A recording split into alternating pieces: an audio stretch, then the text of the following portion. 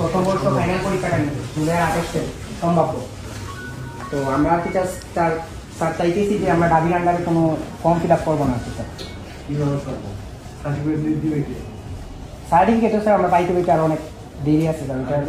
ভর্তি হয়েছে কোথায়? ডাবিতে স্যার, ডাবির আন্ডারে। তোমাদের অন্য কোথাও নেওয়ার সুযোগ নেই, কেউ পাবে না। কিন্তু স্যার পরীক্ষা পদ্ধতি তো চেঞ্জ করা দরকার আর কি, না তো আমি কথাটা বুঝতে চেষ্টা করো। তোমরা যেখানে ভর্তি হয়েছো নতুন বিশ্ববিদ্যালয়ে আরো 2 বছর লাগবে, বসে থাকবা 2 বছর, বলো আরো 2 বছর বসে থাকবা?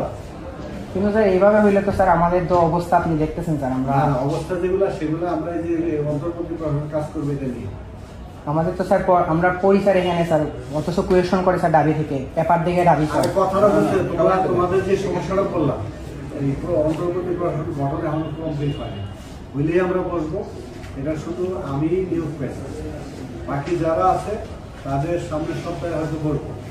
বসলে পরে এটা এদের এই যে একচ্ছত্র আধিপত্য সেটা থাকবে, এটা দেখবে টোটাল অন্তর্বর্তী প্রশ্ন। 23-24 কেউই তো স্যার আপনার ঢাকা বিশ্ববিদ্যালয়ের আন্ডারে কোনো এক্সাম দিতে রাজি না স্যার। স্যার প্রায় সবাই স্যার এক্সাম দিতে রাজি না, এক্সাম দিবা কোথায় গিয়া?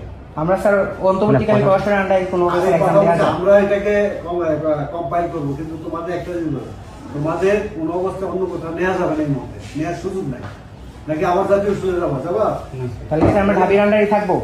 তোমাদের এই যে যেগুলো ভর্তি হয়ে গেছে এগুলো ঢাবির আন্ডারে থাকতে হবে, কিন্তু এগুলা দেখভাল যা আছে আমরা করবো, ওরা কিছু করবে না। তোরা এত ভয় পাচ্ছ কেন? এটার জন্যই তো অন্তর্বর্তী গঠন করা হয়েছে। স্যার দেখভাল বলতে কি বোঝাচ্ছে? আরে বাবা হইতে দাও, মনিটরিং কি ওরা দিচ্ছে নাকি? হ্যাঁ স্যার, ডাবি থেকে তো দেখলাম। আরে কথা বুঝতে চেষ্টা করো, যা আমি লিখে দিই তাই করছে।